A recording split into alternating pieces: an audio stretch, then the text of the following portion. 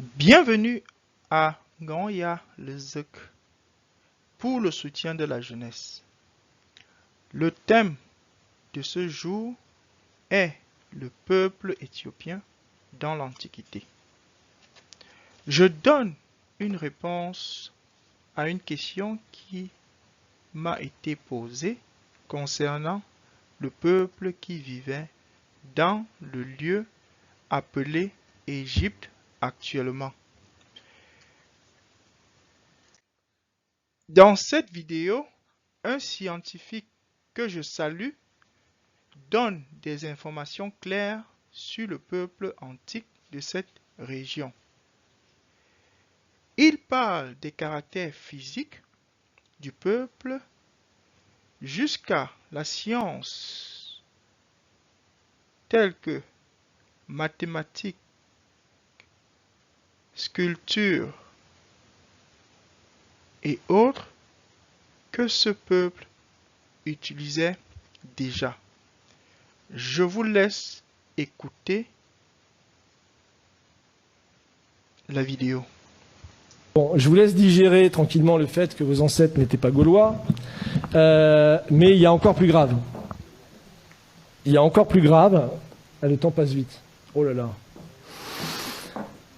C'est que tous les pharaons qu'on vous a appris à l'école étaient également noirs, jusqu'à très très tard en fait. Toute la civilisation pharaonique, donc là on est en moins 2570, c'est le roi de la 3e dynastie, donc voilà.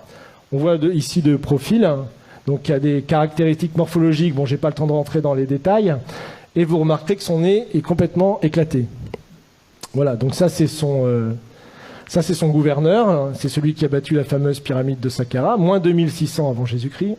Donc on voit également qu'il a le nez cassé et une coiffe tout à fait occidentale.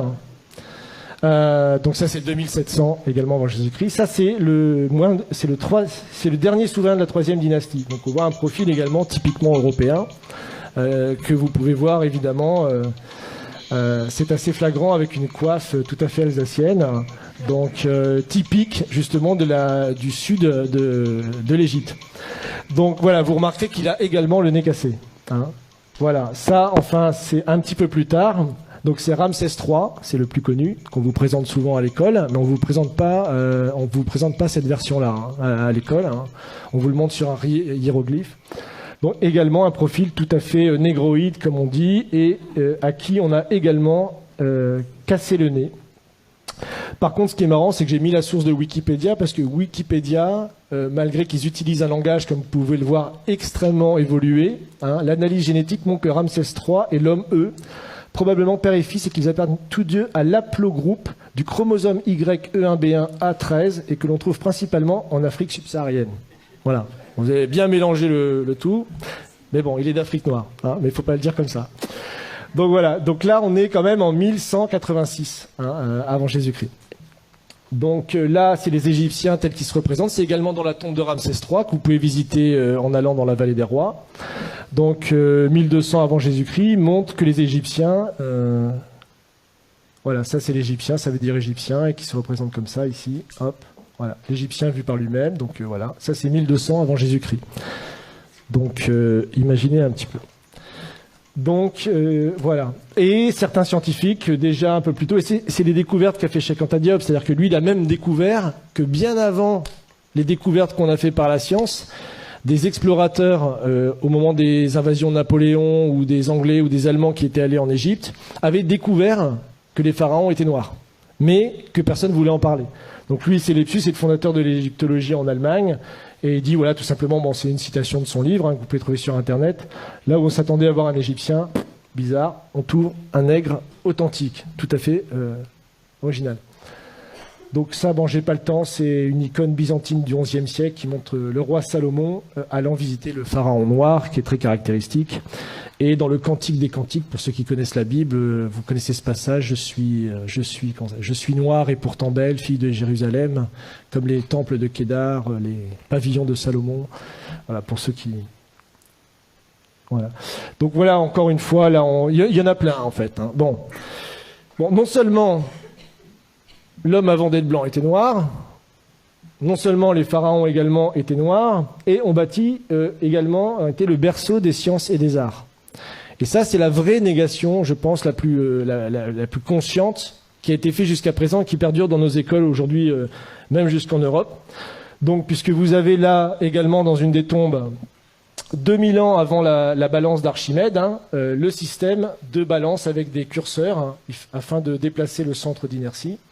Donc vous avez là tout simplement le point de levier et ici ce qu'on appelle le principe d'Archimède qui disait pour soulever la Terre, donnez-moi un point d'appui, qu'il a rédigé dans un traité, évidemment 2000 ans plus tard, enfin 1500 ans plus tard, et en disant que c'était sa découverte et que c'était lui qui avait découvert toutes ces sciences géométriques.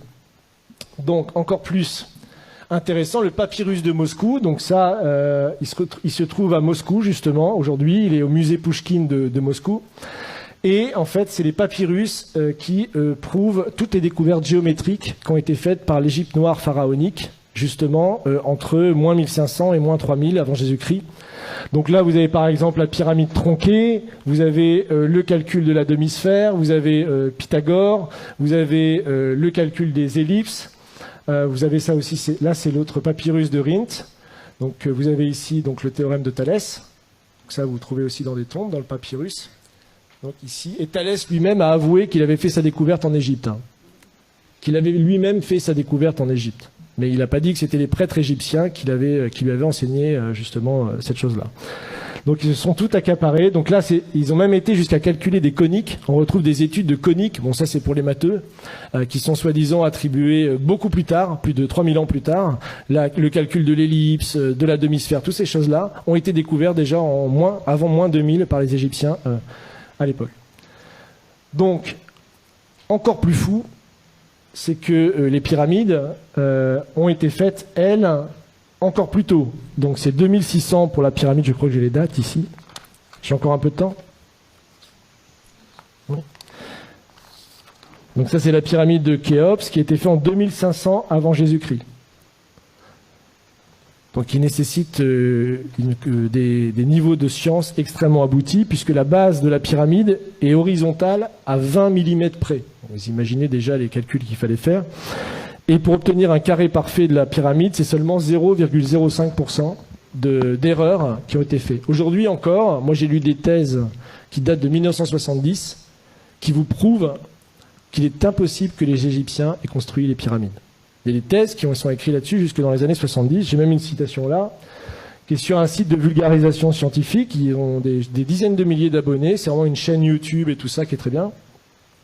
Et vous pouvez dire que, sachant que les mathématiques, la géométrie et autres sciences nécessaires à de tels résultats n'existaient pas dans l'Égypte ancienne, en tout cas pas sous une forme élaborée, Pythagore évidemment ne naîtra que 1000 ans plus tard, comment les Égyptiens sont-ils parvenus à un tel degré de perfection? Pas de révélation évidemment dans ce site, mais rassurez-vous, les égyptologues continuent de chercher.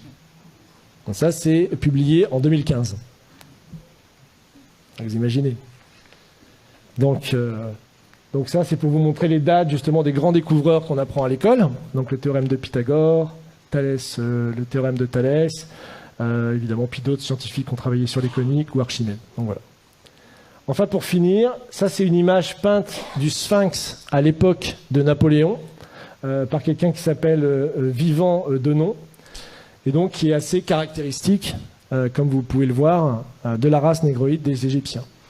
Donc ça, c'était publié à l'époque, et lui-même disait, je vous cite, « Je n'eus que le temps d'observer le Sphinx, qui mérite d'être dessiné avec le soin le plus scrupuleux, et qui ne l'a jamais été de cette manière. Quoique ses proportions soient colossales, les contours qui en sont conservés sont aussi souples que purs. L'expression de la tête est douce, gracieuse et tranquille. Le caractère en est africain, mais la bouche dont les lèvres sont épaisses a une mollesse dans le mouvement et une finesse d'exécution vraiment admirable. C'est de la chair et de la vie. Quant au caractère de leur figure humaine, n'empruntant rien des autres nations, ils ont copié leur propre nature, qui était plus gracieuse que belle. En tout, le caractère africain, dont le nègre à la charge est peut-être le principe. » Donc ça, le Sphinx, je vous rappelle, c'est en même temps que les pyramides, c'est 2600 avant Jésus-Christ. C'est d'ailleurs jusque la basilique Saint-Pierre de Rome, je crois que c'est plus grand que la basilique Saint-Pierre de Rome encore aujourd'hui, et c'est encore aujourd'hui la plus grande sculpture réalisée sur un seul bloc, 2600 ans avant Jésus-Christ. Donc c'est encore une prouesse scientifique qu'on ne sait pas expliquer aujourd'hui. Donc voilà, et pour finir, puisque le temps presse, ça c'est un proche également de Napoléon, donc qui a été avec lui dans les voyages en Égypte, et qui fait cette citation sur laquelle je terminerai pour vous laisser réfléchir à tout ce que je viens de vous dire. Donc il parle justement des Égyptiens. Tous ont le visage bouffi, l'œil gonflé, le nez écrasé, la lèvre grosse. En un mot, un vrai visage de mulâtre. J'étais tenté de l'attribuer au climat lorsqu'ayant été visiter le Sphinx, son aspect me donna le mot de l'énigme. En voyant cette tête caractéristique du nègre dans tous ses traits, je me rappelais ce passage remarquable d'Hérodote où il dit « Pour moi, j'estime que les Colches sont une colonie des Égyptiens, parce que comme eux, ils ont la peau noire et les cheveux crépus. » C'est-à-dire que les anciens Égyptiens étaient de vrais nègres. Mais en revenant à l'Égypte, le fait qu'elle rend à l'histoire offre bien des réflexions à la philosophie. Quel sujet de méditation de voir la barbarie et l'ignorance actuelle des Coptes, issus de l'alliance du génie profond des Égyptiens et de l'esprit brillant des Grecs, de penser que cette race noire, aujourd'hui notre esclave, est l'objet de nos mépris, et celle-là même à qui nous devons nos arts, nos sciences et jusqu'à l'usage de la parole. Imaginez enfin que c'est au milieu des peuples qui se disent les amis de la liberté et de l'humanité que l'on a sanctionné le plus barbare des esclavages et mis en problème si les hommes noirs ont une intelligence de l'espèce de celle des hommes blancs. Donc ça, c'est tout le débat de l'époque pour savoir si puisque c'est la période de l'esclavage, on réhabilite l'esclavage qui sera réaboli que plus tard en 1848. Donc on voit que le débat a été posé et la vraie découverte de Cheikh Anta Diop, c'est de montrer même que ces découvertes à lui étaient déjà connues à une époque, mais qu'elles ont été passées pendant plus de 200 ans, jusqu'à la période de Cheikh Anta Diop, sous silence. Personne ne connaissait ces citations. Donc voilà.